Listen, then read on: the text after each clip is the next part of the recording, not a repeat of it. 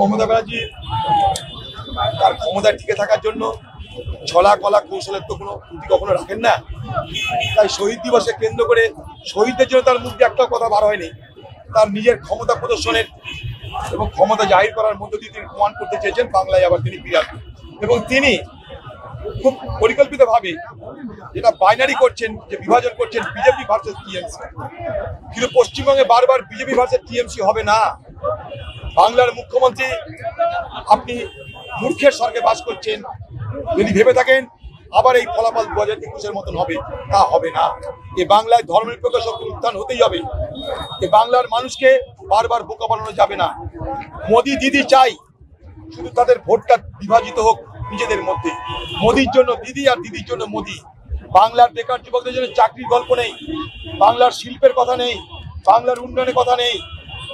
BJP ভূত দেখি আমাদের কি করবে? পশ্চিমবঙ্গ ভারতবর্ষের কংগ্রেস একা বিজেপিকে 100 বছর ধরে ঢুকেছে। ভারতবর্ষের কংগ্রেসের ক্ষমতা যে বিজেপিকে ঢুকার, আপনার মধ্যে বিজেপি দালালি করে বিজেপি সরকারের মন্ত্রী কোনোদিন ছিল না। আপনার মধ্যে বিজেপি দালালি করে এই বাংলায় বিজেপিকে কেউ আমন্ত্রণ করে নিয়ে আসেনি। আপনার আমলে এই বাংলায় আরএসএস এর শাখা সংগঠন বেড়েছে, বাকি সমস্ত দলের অফিস আপনি বন্ধ করে দিয়েছেন। তাই বিজেপির আপনি দালাল, বিজেপির দালাল মমতা, সেটা আগামী দিনে বাংলায় আমরা প্রমাণ করেছি। বলবে ও দলে সব চোর কাকে রেখে কাকে ছাড়বে। আজকে আমাকে একটা মেসেজ করেছে একটা লোক, যে যদি কোনো ধর্ষক দেখছেন এলাকায় নাই, যদি কোনো চোর এলাকায় নাই, যদি কোনো ধাপ্পাবাজ এলাকায় নাই, যদি কোনো চিটার এলাকায় নাই, যদি কোনো চাকরি নামে টাকা খেয়ে পালিয়ে যাওয়া কোনো ব্যক্তি এলাকায় নাই, তাহলে সব ওই সভাতে আছে, সব ওই সভায় চলে গেছে। তাই দিদির দল তো চোরের দল, দিদি তো চোরদের রানী, তা দিদি তো চোরদেরকে রক্ষা করবেনি। চোর যদি রক্ষা না করে দিদি নিজেকে রক্ষা করবেন কি করে? আরে সবাই জানে এ বাংলায় মোদি আর দিদি দুই ভাই বোন। বিভ্রান্ত হবে না বাংলার জনগণ। যে ভাষা আন্দোলন 1952 সালে বাংলাদেশে হয়ে গেছে, আপনি জানেন না কিছু ইতিহাস? কি করা যাবে? ভাষা আন্দোলন এর মধ্যে ইউনেস্কো রিকগনিশন পেয়ে সারা পৃথিবীতে আন্তর্জাতিক ভাষা দিবস হিসাবে 21শে ফেব্রুয়ারিকে গ্রহণ করেছে। তিনি ভাষা আন্দোলনের নামে কি চাইছেন?